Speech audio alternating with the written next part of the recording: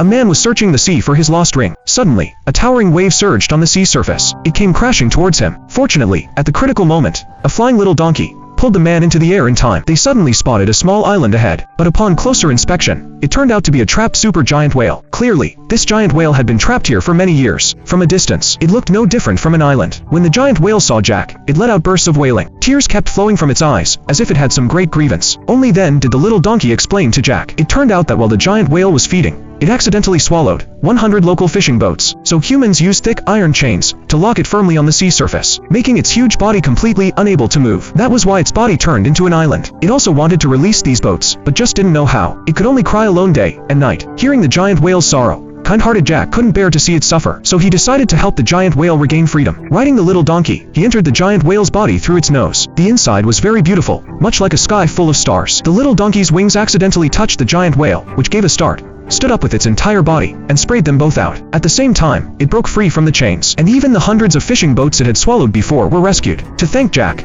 the giant whale asked a little crab to give him a ring. This was exactly the heart of the ocean that the king had asked him to find. Looking at the ring in his hand, Jack couldn't be happy at all, because as long as he gave this ring to the king, the princess would no longer have any reason to refuse to marry the king. Clearly, Jack's heart was already filled with the princess, so he made a bold decision. After returning to the palace, Jack didn't give the ring to the king. Instead, he secretly went to the princess' attic, pried open the iron window to try to rescue the princess and elope with her. Unexpectedly, this scene was seen by a minister, who was also surprised to find that the little donkey was extraordinary. Jack had just given the ring to the princess, and before they could escape, the minister, along with soldiers, broke down the door and arrested Jack. Hearing the commotion, the king picked up a weapon and came to the window. He saw the little donkey in the distance, and without a word, pulled the trigger, hitting the unsuspecting donkey. The donkey fell from a height on the spot. Soon after, Jack was also imprisoned. The next day, Jack was taken to the execution ground. There were 3 iron furnaces, 2 with boiling hot water, and 1 with freezing cold water. If Jack could survive the 3 iron furnaces, the king would release him. On the execution platform, Jack confessed his love to Princess Snow affectionately, but the king pushed him down. Princess Snow quickly took off the ring and threw it into the boiling hot water. Then, in the next second, Jack magically flew into the sky. He fell into the second ice furnace and was instantly frozen into ice. Suddenly, a phoenix feather flew in, and Jack immediately broke out of the ice. Then he fell into the third hot water furnace. Looking at the rolling hot water, everyone felt there would be no more coincidences and gave up hope. At that moment, a starlight fell from the sky, and a dandelion slowly fell into the hot water furnace. In the next second, Jack actually floated up from it. Of course, this was no coincidence. In fact, it was the little donkey, who, dragging its injured body through the night,